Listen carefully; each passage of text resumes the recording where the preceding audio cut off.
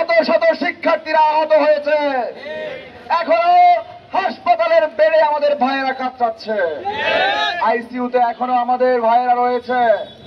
সুতরাং আমরা প্রশাসনকে বলতে চাই, আমরা সেই 5ই আগস্টের পর থেকে দাবি দিচ্ছি, আর আপনারা মূলা ঝুলানো আশার বাণী শোনাচ্ছেন। আমরা মূলা ঝুলানো আশার বাণী শুনতে রাজি নই। আমরা প্রত্যেকটা পদক্ষেপে দেখতে চাই, আমরা প্রত্যেকটা পদক্ষেপের কার্যকারিতা দেখতে চাই। আপনারা বলেছিলেন নিরাপদ ক্যাম্পাস দিবেন, কিন্তু দেখতে পাচ্ছি মাননীয় ভিসি মহোদয়, আপনার ফোনে জিওসি সেনাবাহিনী পাঠায় না। তার মানে আপনি অদক্ষ, এই বিশ্ববিদ্যালয় পরিচালনার দক্ষতা আপনার নাই।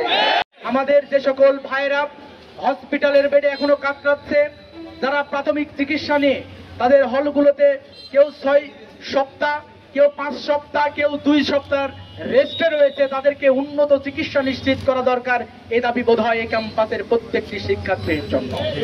আমরা বলেছি বিচার বিভাগীয় তদন্ত করতে হবে। এই ঘটনা শুরু হওয়ার সময় থেকে শুরু করে এই ঘটনাকে যারা উস্কানি দিয়েছে, এই ঘটনাকে রাজনৈতিক সংগঠনগুলো নতুন করে তকমা দিয়ে এই সংগঠিত ঘটনাকে আবার নতুন করে সহিংসতার দিকে যারা ধাবিত করছে, তাদেরকে নতুন ভাবে এই গণতদন্ত